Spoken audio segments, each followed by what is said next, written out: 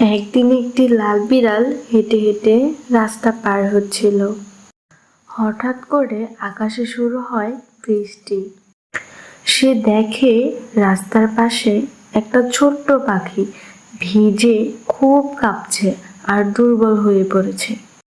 বিড়ালটি আর দেরি করে না, সে পাখিটিকে সাবধানে কোলে তুলে বাসায় নিয়ে যায়।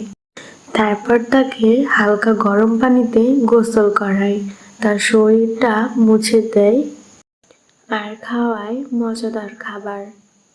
বিড়ালটি খুব যত্ন করে পাখিটিকে সুস্থ করে তোলে। কিছুদিন পর তারা একসাথে খেলাধুলা করে, মাঠে হেঁটে বেড়ায়। বিড়ালটি ধৈর্য ধরে পাখিটিকে উঠতে শেখায়।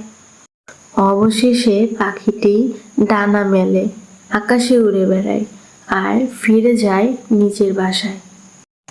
তো বন্ধুরা, এই গল্পটি আমাদের শেখায় যখন কেউ বিপদে পড়ে তাকে সাহায্য করা উচিত। সাহায্য করা মানে বন্ধুত্ব, মমতা আর ভালোবাসা ছড়ানো। আর এরকম আরো গল্প পেতে আমাদের চ্যানেলটি সাবস্ক্রাইব করে রেখো। ধন্যবাদ সবাইকে।